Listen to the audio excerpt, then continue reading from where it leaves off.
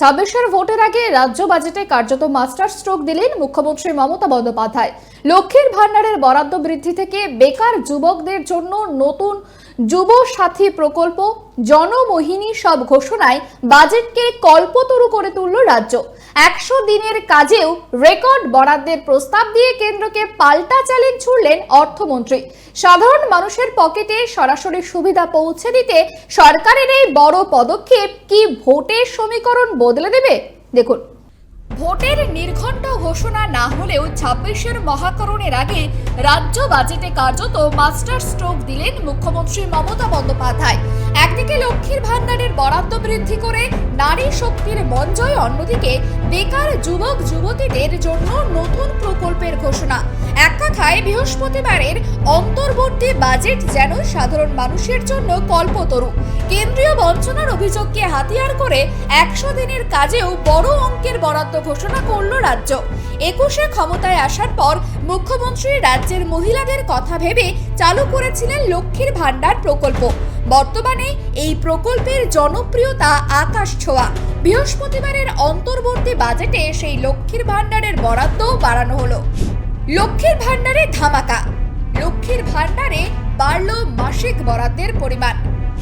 General ক্যাটাগরিতে 1000 টাকা থেকে বেড়ে 1500 টাকা, SC/ST ক্যাটাগরিতে 1200 টাকা থেকে বেড়ে 1700 টাকা।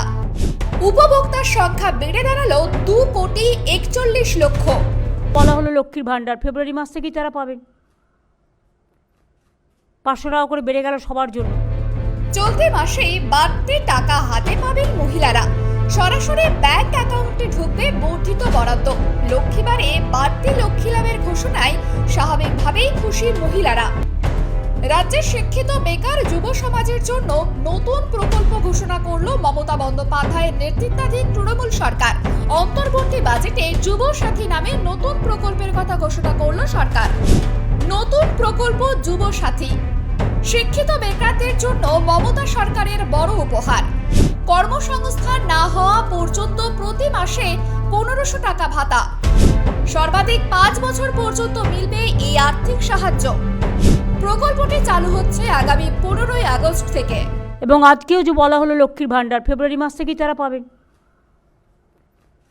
500 টাকা করে বেড়ে গেল সবার জন্য।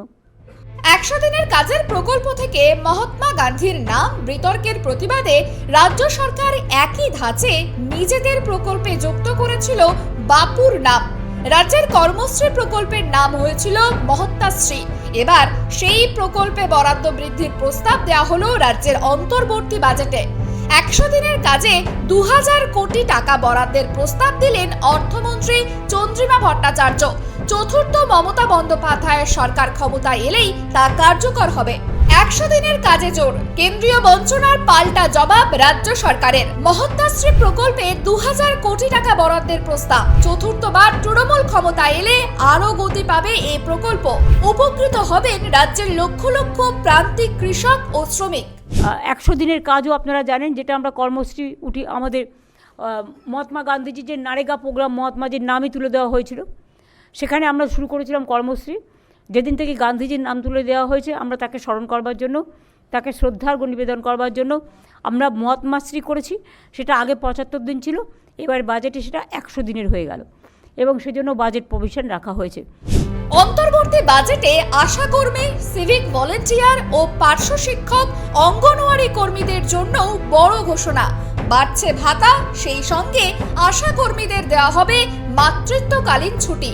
স্বাস্থ্য শিক্ষা কর্মীদের জন্য সুখবর। আশাকর্মী, অঙ্গনওয়াড়ি ও সিভিক ভলেন্টিয়ারদের ভাতা বাড়ল 1000 টাকা। বাড়ল পার্শ্ব শিক্ষকদের বেতনও। আশাকর্মীদের জন্য বরাদ্দ 180 দিনের মাতৃত্বকালীন ছুটি। কাজে থাকাকালীন মৃত্যুতে পরিবার পাবে এককালীন 5 লক্ষ টাকা। ধরুন সিভিক, গ্রিন পুলিশ, গ্রামীণ পুলিশ, ICDS, আশাকর্মী থেকে শুরু করে প্যারা টিচার, টিচার, শিক্ষাকর্মী, শিক্ষাবন্ধী, সব নানা রকম আছে, যেগুলো অলরেডি বলেছে। এগুলো তো যুক্ত করা হয়েছে এবং তাছাড়া 1 মাস করে এরা যে মাতৃকালীন ছুটি সেটাও পাবে এবং কর্মরত অবস্থায় কেউ মারা গেলে 5 লক্ষ টাকা ক্ষতিপূরণও পাবে। সব মিলিয়ে 26-এর বিধানসভা ভোটের আগে এই অন্তর্বর্তী বাজেটকে অত্যন্ত তাৎপর্যপূর্ণ বলে মনে করছে রাজনৈতিক মহল। এখন দেখার রাজকোষের এই বিপুল ব্যয়ের ঘোষণা আগামী নির্বাচনে শাসক দলের ঝুলি কতটা পূর্ণ করে। ক্যামেরায় সূর্য শঙ্কর অধিকারী ও বরুণ ভান্ডারের সঙ্গে দেবযানী সরকার ও ত্রয়ন চক্রবর্তীর রিপোর্ট, কেটিভি বাংলা, কলকাতা।